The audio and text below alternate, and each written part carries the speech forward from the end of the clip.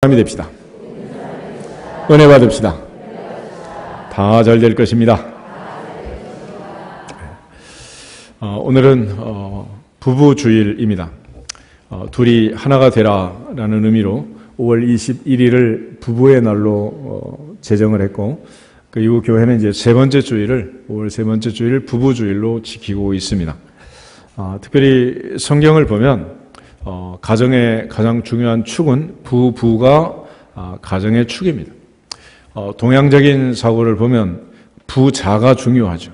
아버지, 아들. 그래서 옛날 할머니들은 시집가서 아들 낳으려고 딸이 9명, 10명 있어도 안 되고 아들 낳으려고 얼마나 고생을 많이 했어요. 그렇지만 하나님께서 태초에 인간을 창조하실 때 한 남자와 한 여자를 만드시고 부부를 창조해서 가정을 이루게 하시고 자녀들을 낳고 생육하고 번성하며 살라고 가정의 제도를 만들어 주신 것입니다. 그러므로 가장 중요한 것은 부부가 중요하다라는 거예요. 손바닥이 마주쳐도 소리가 난다 그러죠. 외눈박이에 고기가 있는데 비목어라고 합니다. 비목어. 근데 이 비목어는 또 다른 비목어를 만나야 깊은 심해를 헤엄을 칠 수 있다고 그래요. 또 전설의 새 비익조라는 새는 날개가 하나뿐인데 또 다른 비익조를 만나야 창공을 날 수 있다고 합니다. 하나님께서는 아담을 만드시고 독처하는 것이 좋지 않다 그랬어요. 하나님 만드신 세상 부식의 심이 아름다웠는데 그 좋은 세상에서 하나님께서 옥의 티를 찾아냈습니다. 그것은 아담이 혼자 있는 것. 그래서 아담의 돕는 배필로 하와를 만드셨고 둘이 하나 되어 살라고 하나님께서 남자와 여자를 돕는 배필로 만들어 주셔서 가정을 이루게 하신 것입니다. 오늘 에베소서 5장을 보면 사도 바울은 남편과 아내에게 분부하고 명령하는 내용이 나와 있습니다. 근데 이 말씀에 대한 가장 서론은 뭐냐면 21절을 보시면 그리스도를 경외함으로 피차 복종해라 그랬습니다. 그리스도를 경외함으로 피차 복종해라. 그리스도를 경외하는 것처럼 피차 복종해라. 첫 번째 관계가 아내들이여 자기 남편에게 복종하기를 주께 하듯 하라. 25절 남편들아 아내 사랑하기를 그리스도께서 교회를 사랑하시고 그 교회를 위하여 자신을 주심같이 하라 그랬습니다. 두 번째 관계는 6장 1절을 보면 자녀들아 주 안에서 너희 부모에게 순종하라 이것이 옳으니라. 또 4절에 또 아비들아 너희 자녀를 노엽게 하지 말고 오직 주의 교양과 훈계로 양육하라. 그래서 피차 복종해야 하는 첫 번째 관계는 아내와 남편, 남편과 아내 관계이고 두 번째는 부모와 자녀, 자녀와 부모 관계도 마찬가지다. 그 다음에 세 번째는 5절을 보면 종들아 두려워하고 떨며 성실한 마음으로 육체의 상전에게 순종하기를 그리스도께 하듯 하라.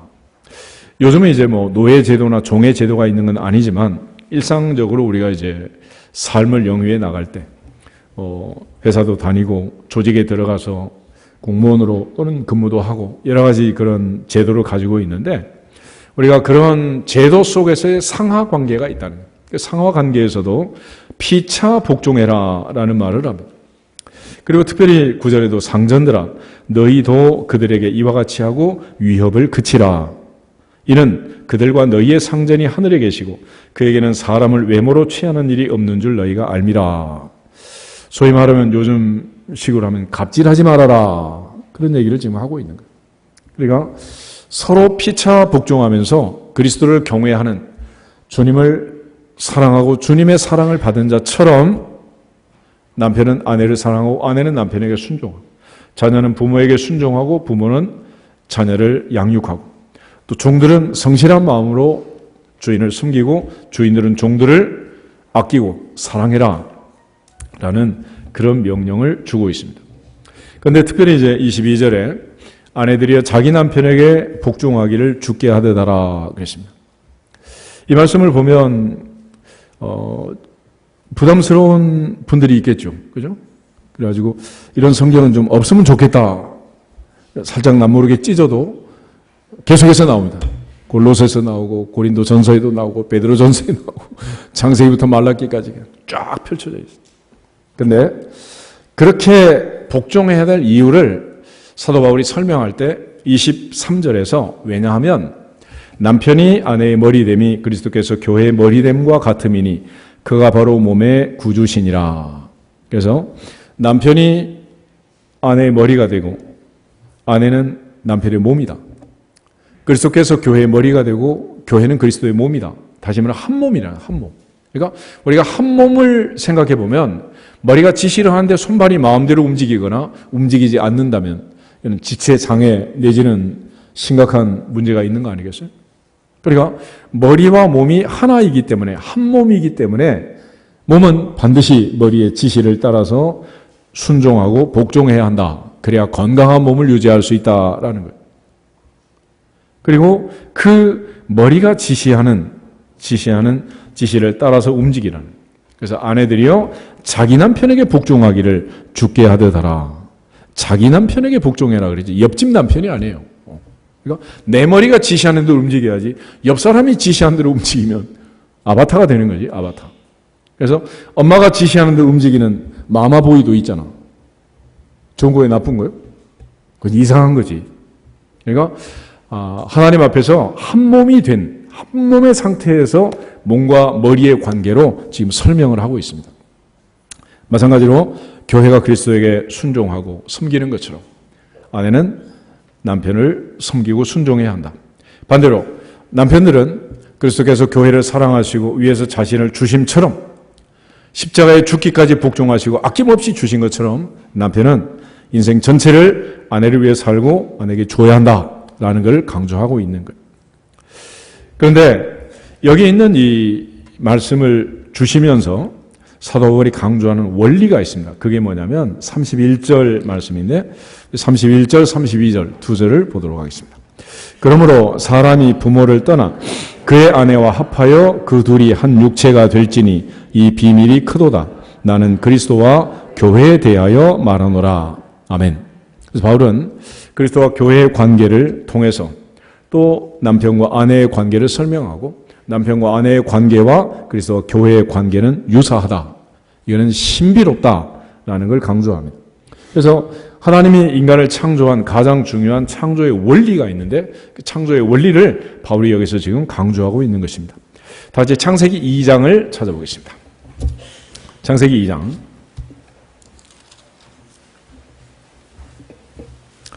22절부터 25절 말씀. 창세기 2장 22절. 여호와 하나님이 아담에게서 취하신 그 갈빗대로 여자를 만드시고 그를 아담에게로 이끌어 오시니 아담이 이르되 이는 내 뼈 중에 뼈요 살 중에 살이라. 이것을 남자에게서 취하였은즉 여자라 부르리라 하니라. 이러므로 남자가 부모를 떠나 그의 아내와 합하여 둘이 한 몸을 이룰지로다. 아담과 그의 아내 두 사람이 벌거벗었으나 부끄러워하지 아니하니라. 아멘. 하나님께서 돕는 배필로 하와를 만드실 때 아담의 갈비뼈를 가지고 하와를 만들었다라고 얘기를 합니다. 그러니까 하와의 몸속에는 아담의 갈비뼈가 들어있는 거고 그러면서 둘은 한 몸이라는 한 몸. 그런데 이 한 몸을 이루는 단계를 24절에 3단계로 설명을 합니다. 24절에 있는 말씀을 바울이 인용하고 있고 예수님도 인용하고 계시는 거예요. 그래서 24절 이러므로 남자가 부모를 떠나 그의 아내와 합하여 둘이 한 몸을 이룰지로다. 이게 3단계를 얘기합니다. 첫째는 남자가 부모를 떠나는 단계가 있고 두 번째는 그의 아내와 연합하는 단계가 있고 세 번째는 둘이 한 몸을 이루는 단계가 있습니다. 그래서 가장 중요한 일은 이제 부모를 떠나는 일인데 여기서 떠난다는 것은 결국 이제 정년기가 되어서 아이들이 결혼을 하고 이제 부모를 떠나게 되는 거 아니겠습니까?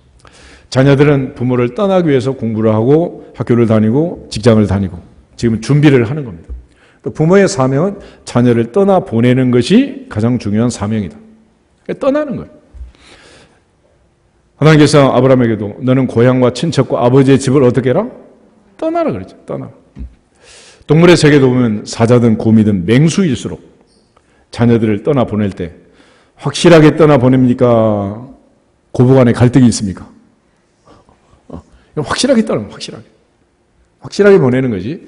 그걸 뭐 간섭하거나 그러지 않는다면. 미국 같은 데도 보면 이제 애들이 18세까지는 부모님 밑에서 케어를 해야 되고 반드시 데려다 주고 데려오고 애들을 키울 때는 뭐 정신이 없죠. 그런데 이제 동부에 있는 애들은 서부로, 서부에 있는 애들은 동부로 이제 대학을 가는 거야. 18세만 지나면 이제 부모를 떠나가려고, 특별히 엄마 떠나가려고. 그래서 이제 뭐 LA에 사는 애들은 뭐 보스턴이나 뉴욕, 필라델피아로 이제 대학을 가는 거고, 그쪽에 있는 애들은 뭐 UCLA, 버클리 이런 데로 이제 LA 쪽으로 이제 오는 거야. 엄마 안 보려고 막 이렇게 떠나가는 거야. 이 떠나는 게 중요해. 떠나는 거. 근데 이 떠남이라는 것은 단순히 떠나는 게 아니라 육체적으로, 정신적으로 모든 면에서 독립을 하는 겁니다. 완전 독립을 하는 거예요. 그지? 이제 내정 간섭이 되고 또 도와주세요 이럴 정도가 되면 이거는 아직 준비가 안 된 거죠. 그래서 확실하게 떠날 수 있는 준비를 하고 떠날 때가 되었을 때 이제 떠나는 건데, 부모를 떠나는 대신에 그의 아내와 연합해라 그랬습니다. 이 연합의 단계가 소위 말하면 이제 데이트하는 그런 과정이고, 내가 누구하고 평생 살 것인가를 결정하는 이런 과정이 되는 거예요.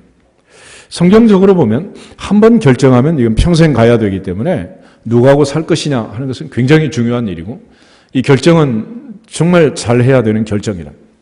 많은 사람들이 이제 문제가 있어서 헤어지는 그런 단계에 있을 때 가장 중요한 원인을 무슨 차이라 그래?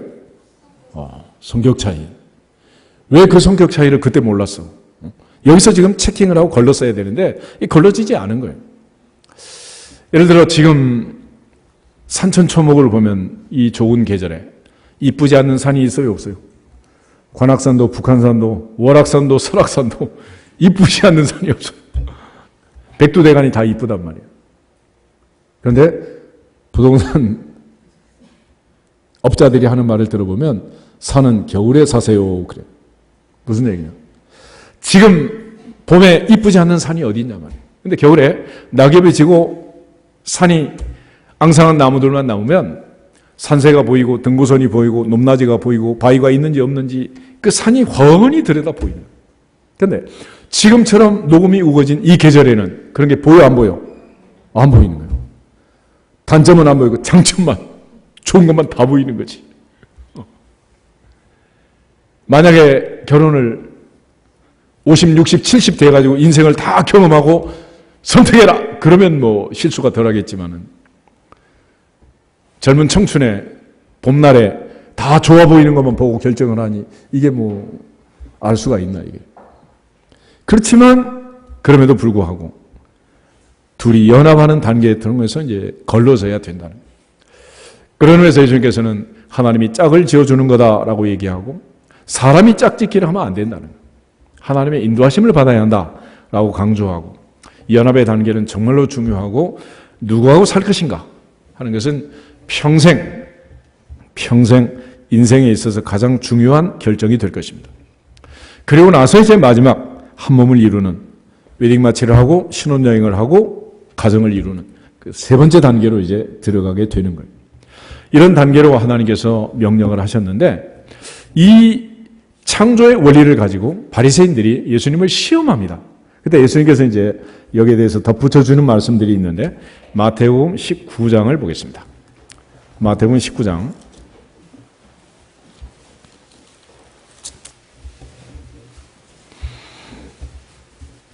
3절을 보시면 바리새인들이 예수께 나와 그를 시험하여 이르되 사람이 어떤 이유가 있으면 그 아내를 버리는 것이 옳습니까? 라고 질문을 던지게 됩니다.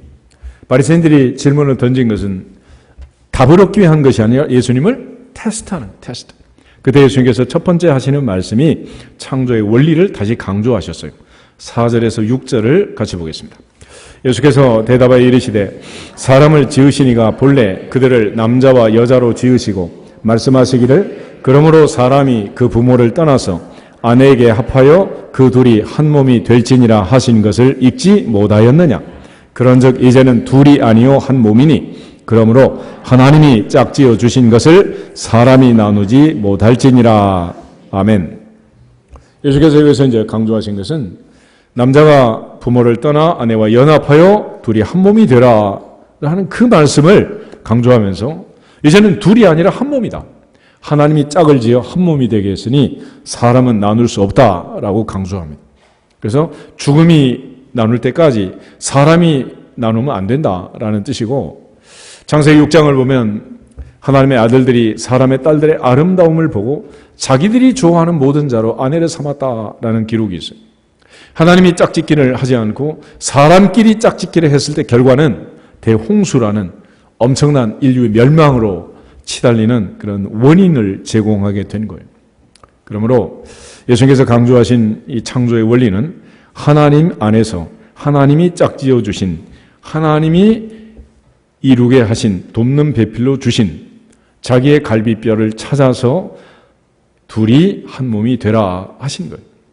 그러니까 결국 하나님 없이 가정을 이루어서는 안 된다라는 뜻이죠. 그런 차원에서 부부라는 것은 하나님 중심의 관계를 형성하게 되는 겁니다.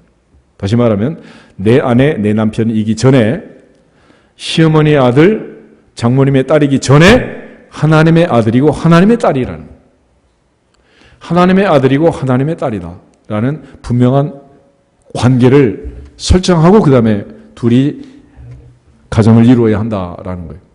그러니까 하나님의 아들이요 하나님의 딸이라는 생각을 하지 못하면 이제 함부로 하게 되는 거죠. 만약에 장가를 갔는데 아내 오빠들이 기라성 같은 사람들이에요. 큰 오빠는 검찰총장이고 둘째 오빠는 경찰청장이고 셋째 오빠는 대법원장이고 함부로 할 수 있겠어 없겠어? 하물며 상천하제 천지를 창조하신 그 하나님이 아버지라는데 그분의 딸을 함부로 하면 돼 안 돼?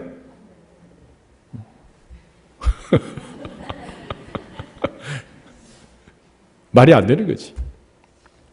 예수님이 강조하는 창조의 원리는 그런 걸 얘기하는 그런 거예요. 하나님의 아들, 하나님의 딸을 하나님이 짝지어서 가정을 이루게 했단 말이에요. 이 근본적인 하나님 중심의 인간관계를 항상 생각을 해라 그런 뜻입니다. 그런데 7절에 바리새인들이 또 질문을 해요. 여쭤보되 그러면 어찌하여 모세는 이혼 증서를 주어서 버리라 명했습니까? 그럴 때 예수님께서 8절에 대답하기를 모세가 너희 마음의 완악함 때문에 아내 버림을 허락하였거니와 본래는 그렇다 그렇지 않다? 그렇지 않다. 이게 무슨 얘기냐? 왜 이런 제도를 그러면 모세가 만들었냐는 거지.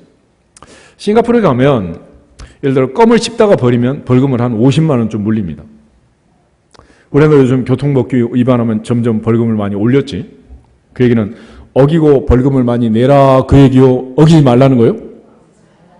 그러면 모세가 이혼 증서를 써서 버리라고 명령한 이 제도를 만든 것은 이혼을 하라고 했을까? 하지 말라고 했을까? 하지 말라고 그런 거예요. 하지 말라고. 오늘날은 우리가 이제 뭐 아이들 결혼식 하면 괌으로 사이판으로 푸켓으로 하와이로 유럽으로 막 여행을 보내는데 옛날엔 장가 든다. 그래서 처갓집에 가서 결혼식을 치르고 초야는 장모님이 깔아주는 하얀 시트 위에서 초야를 보내게 됐어요. 그리고 장모님은 그 시트를 평생 보관해서 증거물로 보관을 하는 거예요. 만약에 문제가 생기면 대제사장에게 가져가서 내 딸은 처녀였다라는 증거를 제시하고 그 부당함을 얘기하고 함부로 이혼을 못하도록 버리지 못하도록 그렇게 한 거예요. 그러니까 이렇게 이혼 증서를 써서 버리라 하는 제도 자체가 금방 쉽게 무슨 각서 써서 버리듯이 그렇게 된 게 아니고 이런 절차를 까다롭게 해가지고 못하도록 하는 함부로 못하도록. 그러니까 모세가 정한 이런 제도는 하라는 게 아니라 하지 말라고 마음의 완악함 때문에 그때 함부로 그렇게 하게 되면 어찌 되겠냐는 거예요. 그래서 이런 제도를 만들어서 인간이 마음대로 못하도록 그렇게 한 거예요. 그러자 이번엔 제자들이 다시 질문을 합니다. 10절에 사람이 아내에게 이같이 할진대 장가들지 않는 것이 좋겠습니다. 그래서 그때 예수님이 하신 말씀이 있는데 11절 12절 두 절을 보겠습니다. 예수께서 이르시되 사람마다 이 말을 받지 못하고 오직 타고난 자라야 할지니라. 어머니의 태로부터 된 고자도 있고 사람이 만든 고자도 있고 천국을 위하여 스스로 된 고자도 있도다. 이 말을 받을 만한 자는 받을지어다. 아멘. 쉽게 말하면 독신의 은사가 있는 사람은 혼자 살아도 된다. 그렇지만 그렇지 않는 사람은 다 결혼해서 살아야 한다라고 얘기한 거예요. 그러니까 제자들이 이렇게 아내와 살다가 어려움이 있다면 차라리 장가 안 가는 게 좋겠습니다. 그러자 예수님께서는 은사가 있으면 좋지만 그렇다고 해서 장가 안 가면 된다 안 된다? 구데기 무서워서 장 못 담그는 일은 없어야 한다라고 얘기하는 거예요. 그래서 흔히 말하기를 혼자 살면 외롭고 둘이 살면 괴롭다. 그런 거예요. 그러나 그렇다고 해서 혼자 산다고 사라지는 게 아니라는 거예요. 그러니까 독신의 은사라는 것은 혼자 살아도 전혀 문제가 없는 그런 사람들을 얘기하는 거예요. 지금 통계를 보면 우리나라 벌써 이제 1인 가구의 수가 2인 가구를 능가했다 그러잖아요. 혼자 사는 세대가 너무 많다는 거예요. 거의 뭐 3분의 1 이상이 지금 이제 혼자 살고 있는 그런 세상인데, 물론 이제 이유가 여러 가지가 있죠. 또 나이 많이 들어서 그야말로 100세 시대가 되면서 장수하다 보니 혼자 살고 있는 할머니 할아버지도 많아지고, 또 청년들이 시집장가 가기 어려우니까 엄마 아빠 앞에 독립해가지고 이제 원룸에 가서 혼자 이제 독립세대를 구성하고 있는 애들이 많고, 이러다 보니까 이제 뭐 많아진 것도 있지만은, 그러나 그 혼자 살고 있다고 해서 무조건 독신의 은사가 있는 건 아니라는 거예요. 그러니까 혼자 살면서도 여자 없이 남자 없이 전혀 불편함이 없이 혼자 사는 아무 지장이 없는 이런 은사가 있으면 괜찮다는 거예요.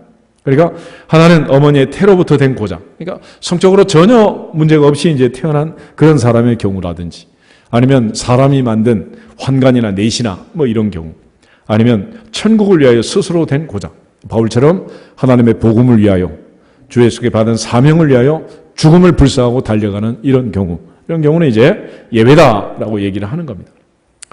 고린도전서 7장을 한 번 더 보겠습니다. 그러면 이제 사도 바울이 우리에게 주는 말씀인데, 이 고린도 교회는 코린트라는 그 도시에 있는 교회인데, 당시 고린도는 성적으로 가장 문란한 그런 도시였습니다. 그래서 헬라어로 코린티아조마이라는 말은 고린도인들처럼 산다, 내지는 우리말로 하면 고린도스럽다, 그런 말인데, 그 말 자체가 음행한다라는 말과 동의어로 쓰였어요. 그럴 정도로 이 동네는 문란한 그런 도시였기 때문에 바울이 특별히 고린도 7장에서 상세하게 이제 설명을 하고 있습니다. 그래서 결혼에 대해서 설명을 하고, 또 결혼하지 아니한 처녀에 대해서, 또 혼자 된 과부에 대해서, 마지막 우리가 어떻게 결혼하는 게 좋겠는지 여기에 대해서 이제 설명을 하고 있는데, 그 중에 1절부터 7절 말씀까지를 같이 한번 읽어보겠습니다. 너희가 쓴 문제에 대하여 말하면 남자가 여자를 가까이 아니함이 좋으나 음행을 피하기 위하여 남자마다 자기 아내를 두고 여자마다 자기 남편을 두라. 남편은 그 아내에 대한 의무를 다하고 아내도 그 남편에게 그렇게 할지라. 아내는 자기 몸을 주장하지 못하고 오직 그 남편이 하며, 남편도 그와 같이 자기 몸을 주장하지 못하고 오직 그 아내가 하나니 서로 분방하지 말라. 다만 기도할 틈을 얻기 위하여 합의상 얼마 동안은 하되 다시 합하라. 이는 너희가 절제 못함으로 말미암아 사탄이 너희를 시험하지 못하게 하려 함이라. 그러나 내가 이 말을 하면 허락이요 명령은 아니니라. 나는 모든 사람이 나와 같기를 원하노라. 그러나 각각 하나님께 받은 자기의 은사가 있으니 이 사람은 이러하고 저 사람은 저러하니라. 아멘. 바울은 마지막 7절에서 은사가 있으면 혼자 살아도 좋다라고 얘기를 합니다.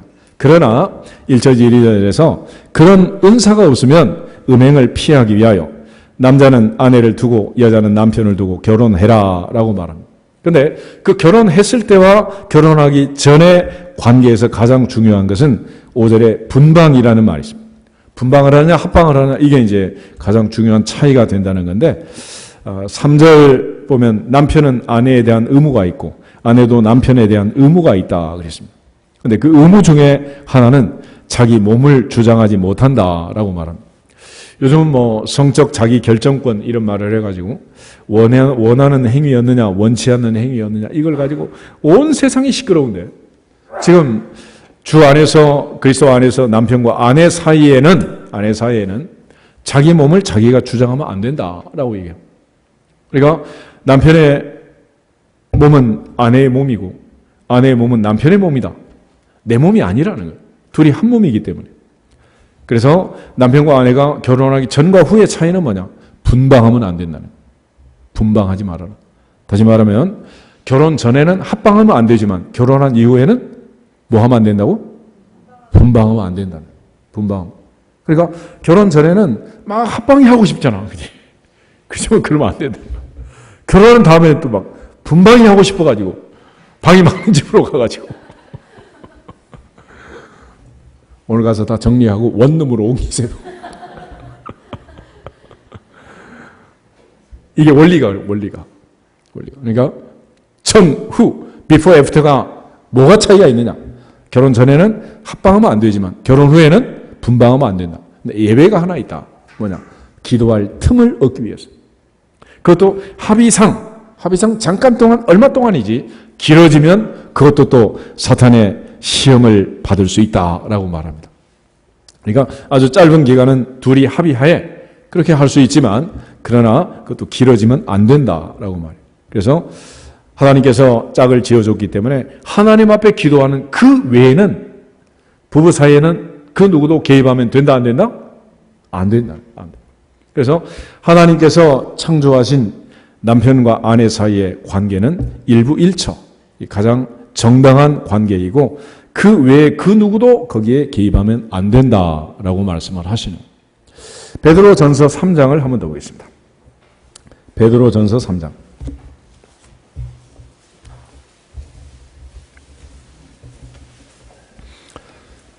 1절부터 7절에 있는 말씀 같이 한 번 더 읽겠습니다. 베드로전서 3장 1절. 아내들아 이와 같이 자기 남편에게 순종하라. 이는 혹 말씀을 순종하지 않는 자라도 말로 말미암지 않고 그 아내의 행실로 말미암아 구원을 받게 하려 함이니 너희의 두려워하며 정결한 행실을 봄이라. 너희의 단장은 머리를 꾸미고 금을 차고 아름다운 옷을 입는 외모로 하지 말고 오직 마음에 숨은 사람을 온유하고 안정한 심령에 썩지 아니할 것으로 하라. 이는 하나님 앞에 값진 것이니라. 전에 하나님께 소망을 두었던 거룩한 부녀들도 이와 같이 자기 남편에게 순종함으로 자기를 단장하였나니 사라가 아브람을 주라 칭하여 순종한 것 같이 너희도 선을 행하고 아무 두려운 일에도 놀라지 아니하면 그의 딸이 된 것이니라. 남편들아 이와 같이 지식을 따라 너희 아내와 동거하고 그를 더 연약한 그릇이요 또 생명의 은혜를 함께 이어받을 자로 알아 귀히 여기라. 이는 너희의 기도가 막히지 아니하게 하려 함이라. 아멘. 베드로 역시 7장 마지막 3장 7절 마지막 부분에서 그렇게 아내가 남편에게 순종하고 남편이 아내를 귀하게 여기고 살아야 될 이유가 뭐냐? 뭐가 막히지 않게? 기도가 막히지 않게. 기도가. 그래서 남편과 아내 사이에는 기도하기 위한 이외에는 분방이 있어서는 안 되고 또 기도할 틈을 얻기 위해서는 가능한 일이다. 그래서 하나님께서 짝지어 주신 사람이 나눌 수 없는 이 관계이기 때문에 하나님 앞에 기도한 그때는 예외를 인정하지만 그 외에는 그 어떤 경우에도 그 두 사람 사이에 끼어들면 안 된다라고 말하는. 그래서 하나님께서 태초에 천지를 창조하시고 남자를 만드시고 혼자 있는 게 좋지 않아서 돕는 배필을 만드셨는데 돕는 배필을 만들 때 하나님께서는 삼천궁녀를 만들 수도 있지만 그렇게 하지 않고 몇 사람 만들었다고? 한 사람 만들었다. 한 사람. 말라기 2장을 한번 찾아보겠습니다. 구약성경 마지막 책 말라기 2장 15절, 16절 두 절을 보겠습니다.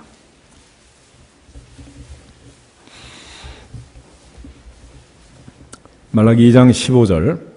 그에게는 영이 충만하였으나 오직 하나를 만들지 아니하셨느냐? 어찌하여 하나만 만드셨느냐? 이는 경건한 자손을 얻고자 하심이라. 그러므로 네 심령을 삼가 지켜 어려서 맞이한 아내에게 거짓을 행하지 말지니라. 이스라엘의 하나님 여호와가 이르노니 나는 이혼하는 것과 옷으로 학대를 가리는 자를 미워하노라. 만군의 여호와의 말이니라. 그러므로 너희 심령을 삼가 지켜 거짓을 행하지 말지니라. 아멘. 하나님은 영이 충만하다. 충만하다. 그래서 천사를 창조할 때는 천사는 집단 창조를 합니다. 사람은 남자, 여자 두 사람을 만들어서 생육하고 번성하여 땅에 충만하도겠지만 천사는 시집가고 장가가는 존재가 아니에요. 예수님께서 사두개인들이 7 형제의 이야기를 했을 때 나중에 부활 때는 그 여자는 누구의 아내가 됩니까? 그런 질문을 하잖아요. 그럴 때 예수님께서 너희가 성경도 모르고 하나님도 모르고 오해했다. 그때는 시집가고 장가가는 게 아니라 하늘의 천사처럼 된다 그랬습니다. 천사처럼. 그러니까 천사는 엄마 천사, 아빠 천사, 아기 천사가 있는 게 아니고 천사는 단독적인 존재야. 혼자 사는 존재라고. 그러니까 그처럼 하나님이 인간도 그렇게 한꺼번에 70억 만들 수 있지만 그렇게 하지 않고 몇 명 만들었다고? 한 명. 그래서 남자와 여자는 한 사람씩 같이 사는 것이 이제 정당한 거예요. 그래서 사람의 숫자는 짝수일 때가 완전수가 되고 하나님의 수는 홀수일 때가 완전수가 됩니다. 그래서 하나님은 한 분. 문제 있어요? 없어요? 문제 없어. 삼위일체 하나님. 문제 있어요? 없어? 하나님의 7영, 7, 이건 좀 완전수입니다. 여러분 비행기 타면 13번 좌석은 없어요. 12번 다음에 14번으로 뛰지. 서양 사람들은 13을 아주 싫어합니다. 왜냐하면 예수님의 12제자와 플러스 예수님 하니까 13명 되잖아. 거기서 문제가 생긴 거예요. 가룟 유다가 예수님을 팔아먹는. 그래서 13일의 금요일. 무섭지? 이처럼 인간의 숫자는 홀수가 되면 문제가 돼요. 홀수가 돼요. 그래서 335 그러지만 그는 항상 문제가 됩니다. 둘이 짝이 맞아야 되는 거예요. 그래서 인간관계에서는 제일 문제가 되는 게 삼일체 하나님처럼 셋이 되면 삼각관계가 되는 거예요. 아침 드라마가 되는 거지 이제. 이게 심각해진단 말이에요. 그러니까 인간의 수는 항상 짝수가 될 때 완전하다. 그래서 한 남자와 한 여자가 살도록 하나님이 그렇게 원리를 만드신 거예요. 그러므로 하나님께서 우리에게 허락하신 이 부부 사이에는 의무가 있고 그 의무는 자기 남편에게 순종하고 자기 아내를 사랑해라 라는 것이 하나님이 정한 원리인 것입니다. 그런데 오늘날 이제 문제는 많은 사람들이 많은 갈등을 겪고 있고 행복한 인생을 살지 못하고 있는 거예요. 여기에 지금 심각한 문제가 있는 거죠. 국가적으로도 5.16, 5.17, 5.18, 5월만 되면 참 힘든 그런 시절을 보내고 있는데 이게 왜 그러냐? 우리 사회는 극도의 갈등 사회, 갈등 구조를 가지고 있습니다. 갈등 구조. 그래서 어느 정권이 들어서면서 어느 지역을 개발시키고 개발시키지 않고 어느 지역에 특혜를 주고 특혜를 주지 않고 어느 지역 사람들을 많이 채용하고 채용하지 않고 이게 뭐 고려 시대부터 뭐 후뇨 8조 뭐 이런 가지고 차령 이남의 인재는 등용하지 마라 뭐 이런 뭐 전설 같은 얘기가 있잖아. 이러다 보니까 이게 갈등 구조가 심한 거예요. 갈등 구조가. 예를 들어 리브가와 이삭이 결혼을 해서 야곱과에서 쌍둥이를 낳잖아요. 엄마는 둘째를 사랑하고 아빠는 첫째를 사랑하고 이러다 보니까 이제 거기서부터 또 형제 간의 갈등이 생기는 거예요. 이 모든 문제의 원인은 어디 있느냐? 한마디로 얘기하면 공통적인 병명이 있는데 애정 결핍이라는 거예요. 통치자의 애정을 받지 못하는 지역은 갈등을 하게 됩니다. 또 너무 한쪽만을 편중해서 개발을 시키고 애정을 주면 그 지역은 좋지만 나머지 지역은 또 문제가 되잖아요. 이처럼 오늘 우리 사회에 일어나는 모든 갈등의 원인은 어디 있느냐? 바로 애정 결핍에 있는 거예요. 여기 선생님들도 많이 있지만 아이들 중에 1등도 있고 꼴찌도 있잖아요. 1등하고 꼴찌는 극과 극은 통하는 거예요. 왜 1등을 하고 왜 꼴찌를 하느냐? 선생님의 사랑을 받으려고 관심을 받으려고 그러는 거예요. 1등에서 관심을 받기 위해서 1등을 하는 거 아니겠어요? 근데 하다가 안 되니까 방향을 바꿔가지고 꼴찌를 하는 거예요. 관심을 좀 가져달라고. 선생님 하신 분들은 잘 유념해서 들을 말씀이에요. 그러니까 왜 꼴찌를 하냐? 자기의 관심을 가져달라는 관심을.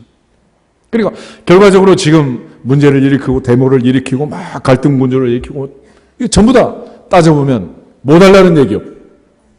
사랑해달라는 거예요. 사랑해달라고. 다른 이유가 없어요. 다른 이유가. 그런 차원에서 현대인의 모든 병은 애정 결핍이 원인이고 국가적으로도 사회적으로도 여전히 마찬가지고 또 동시에 교회 안에서도 가정 안에서도 어느 조직이나 사회나 다 마찬가지랍니다. 학교에서 한 클래스 작은 반을 운영하는 것도 전체를 운영하는 것도 역시 마찬가지. 리더가 되는 교장 선생님이 총장이 모든 교수를 학생을 선생님들을 동일하게 대하면 무슨 문제가 있겠어요? 그렇지만 사람이라는 것은 그렇게 공평하게 하기가 쉽다 어렵다? 심히 어려운 거예요. 심히 어려워. 그래서 가정 안에서도 어렵고 교회 안에서도 또 우리가 모든 사회에서도 이게 쉽지가 않은 거예요. 쉽지가 않아. 예를 들어 여러분이 생각할 때 목사님 아마 장로님들은 정말 관심을 갖고 사랑할 거다 이렇게 생각을 하잖아. 그지? 근데 진짜로 내가 날마다 장로님들하고 놀러 다니고 밥 먹고 다니면 뭐가 되겠어? 안 그래도 오해를 하는데. 그래서 내가 목회를 해보니까 제일 좋은 방법이 뭐냐? 똑같이 안 하는 거야. 여러분 내가 왜 이렇게 하는지 잘 모르시죠? 똑같이 하려고 그래요. 똑같이 하려고. 그래서 지난주에 전부 수소문을 해봐. 목사님 전화 받은 사람 있는지. 아무도 없잖아. 그치?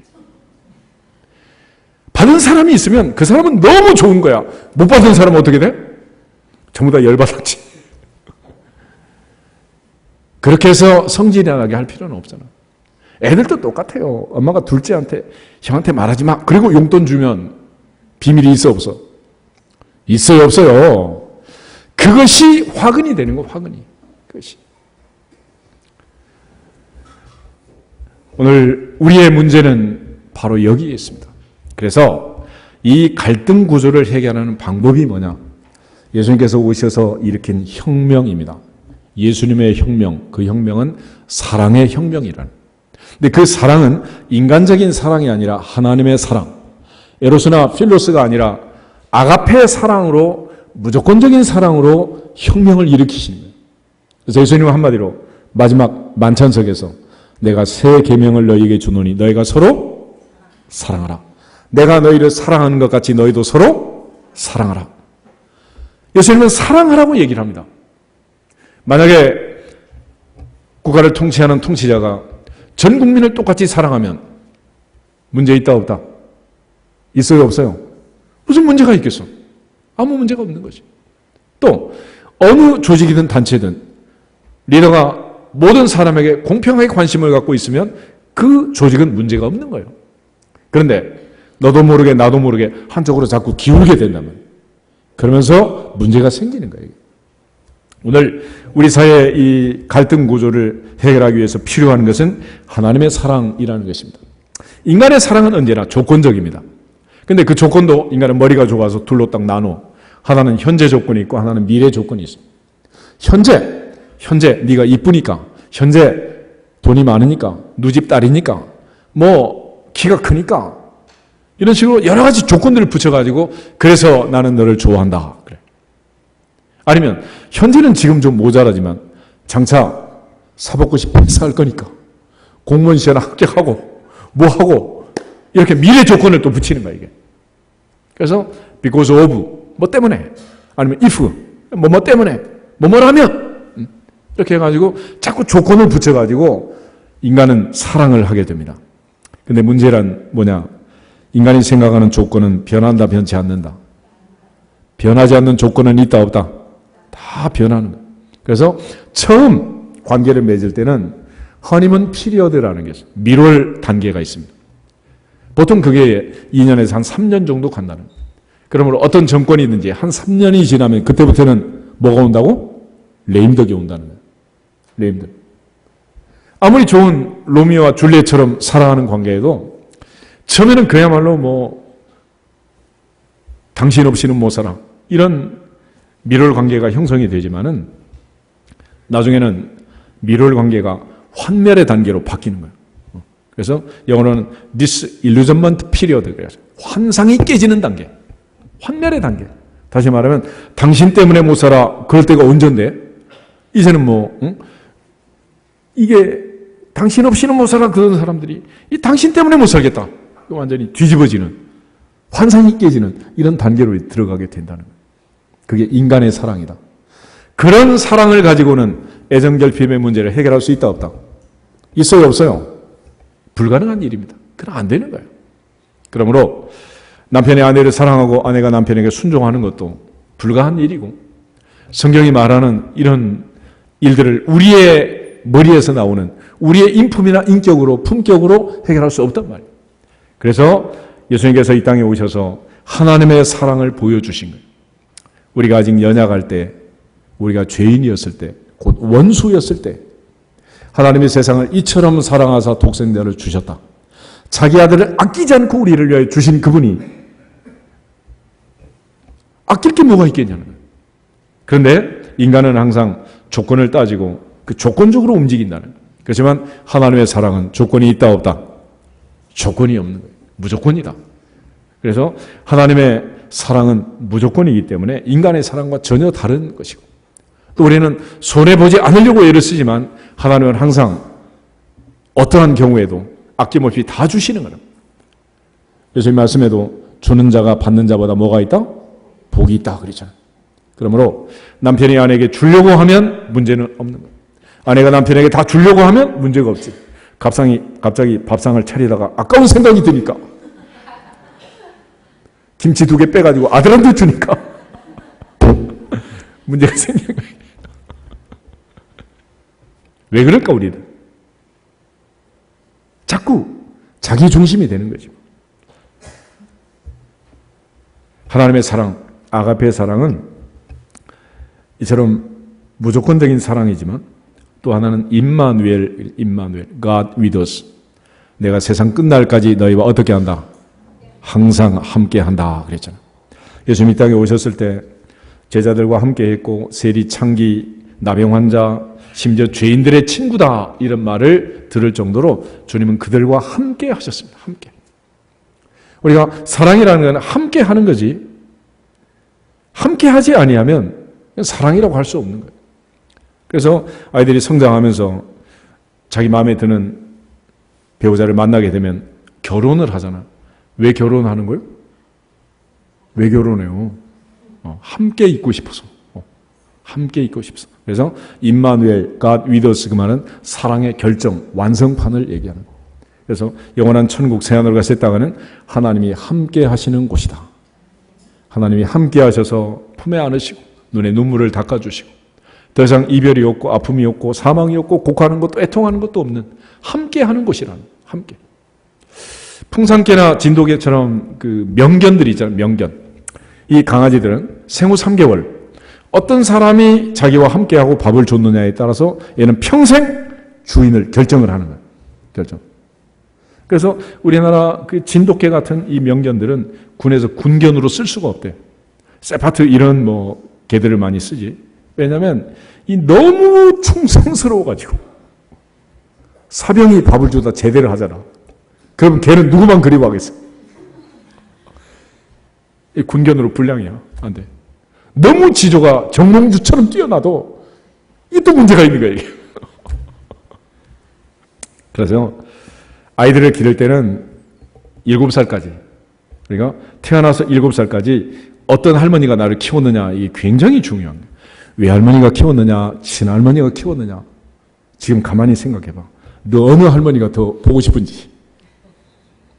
그는 어렸을 때 나를 키워준 그 할머니가 내 할머니가 되는 거예요. 그래서 우리가 흔히 낳은 정, 기른 정 그런 얘기를 하잖아요. 그래서 내 손자를 만들고 싶으면 언제 하라고?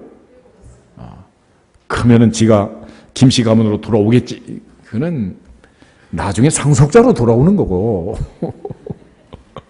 사랑은 그런 게 아니야. 사랑은 함께하는 그 사랑이 사랑이라는 거야. 그러니까 우리 뭐 여자분들 직장 생활하면서 애를 조선족이고 누구 맡겨놓고 나면 애들이 조선족 말을 배워가지고 따라가잖아. 큰일 나는 거예요, 그거. 세 번째는 하나님의 사랑은 끝까지 간다. 예수님은 자기 사람들을 사랑하시되 언제까지? 끝까지 사랑했다. 끝까지. 인간의 사랑은 변덕을 부리지만 하나님의 사랑은 변덕을 부리지 않는다는. 변함없는 사랑, 끝까지 가는 그 사랑을 가지고 가야 국가의 정책도 편협하지 않고 지역 편향적이지 않고 계층 간의 세대 간의 갈등을 유발하지 않고 좋은 정책이 되는 거예요. 그런데 정권이 바뀌면 또 다 완전히 정책을 바꿔버리면 누가 그 정책을 따라가겠어요? 그래서 기업에 대한 정책들도 그저 눈치만 보는 거죠. 뭐. 어차피 5년 지나면 정권은 바뀔 텐데. 이런 식의 정책을 해서는 안 된다는 거예요. 그래서 하나님께서는 태초부터 새말까지, 영원부터 영원까지 변한다, 변치 않는다. 변치 않는다. 변치 않는다. 그러므로 남편이 아내를 사랑하는 것도 변함없는 사랑이어야 하고, 아내가 남편에게 사랑하고 순종하는 것도 변함이 없어야 한다는 거예요. 그 하나님의 사랑으로만 해결할 수 있는 거지, 인간의 사랑, 조건적인 사랑, 그런 사랑은 한때, 그때는 뭐 불같은 사랑이 일어날 수도 있겠지만 결국은 나중에 죄밖에 남지 않는다는 거예요.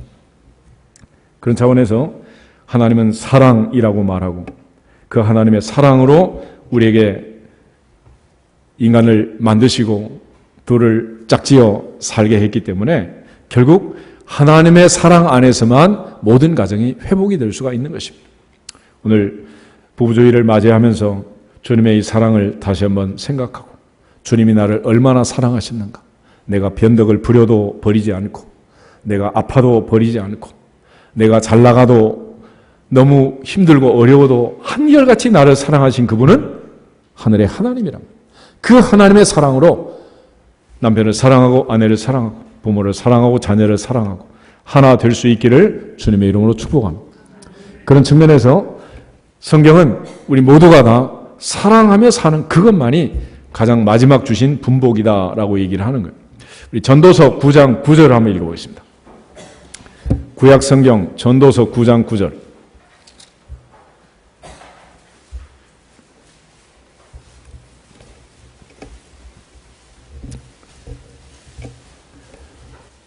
전도서 9장 9절 말씀. 내 헛된 평생의 모든 날, 곧 하나님이 헤아려서 내게 주신 모든 헛된 날에 내가 사랑하는 아내와 함께 즐겁게 살지어다. 그것이 내가 평생에 헤아려서 수고하고 얻은 내 몫이니라. 아멘. 하나님께서 우리에게 허락하신 이 헛된 인생길에서 의미 있는 삶이 뭐냐? 행복한 삶이 뭐냐? 아내와 함께 즐겁게 사는 거다라고 얘기합니다. 오늘 하나님께서 우리에게 허락하신 하나님의 은혜로 하나님이 짝지어 세우신 가정들을 잘 지켜내고 또 하나님의 은혜 안에서 서로 사랑으로 하나 될 수 있기를 주님의 이름으로 축복합니다. 이사야 49장을 한번 찾아보겠습니다. 이사야 49장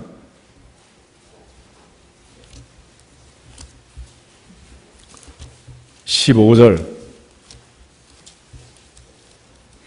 이사야 49장 15절 한 절만 읽어보겠습니다. 여인이 어찌 그 젖먹는 자식을 잊겠으며 자기 태에서 난 아들을 긍휼히 여기지 않겠느냐. 그들은 혹시 잊을지라도 나는 너를 잊지 아니할 것이라. 아멘. 가장 위대한 사랑은 모성애라 그러죠. 모성.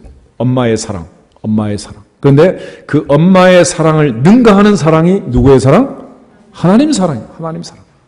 그러므로 엄마의 사랑으로 아들, 딸을 사랑할 수는 있지만은 엄마의 사랑으로는 시아버지의, 시어머니의 아들, 딸을 사랑하기는 어려워요.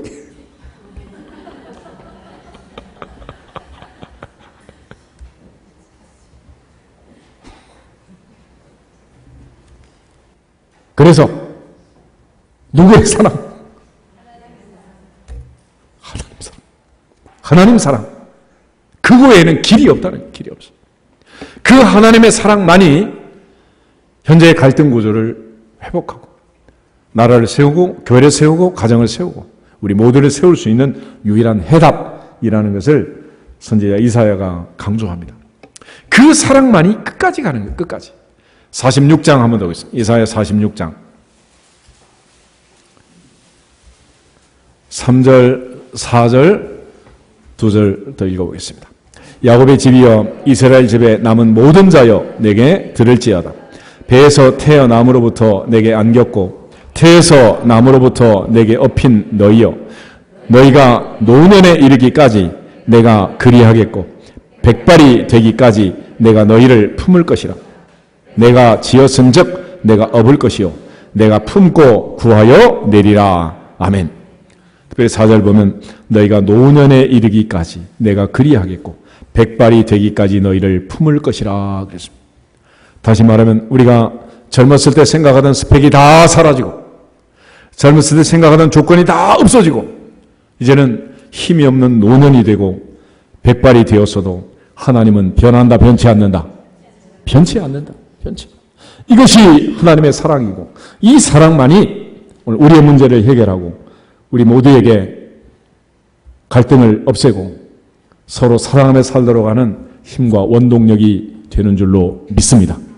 이 하나님의 사랑, 무조건적인 사랑, 아가페의 사랑, 헤세드의 사랑, 영원한 사랑, 그 사랑으로 나를 사랑하신 하나님 아버지의 자녀답게 하나님 아버지의 명령을 따라서 서로 사랑하고 잃어버린 첫사랑을 회복하고 이 부부주일에 다시 한번 애정결핍을 해결하고 치유하고 행복한 인생이 되기를 주님의 이름으로 축복합니다.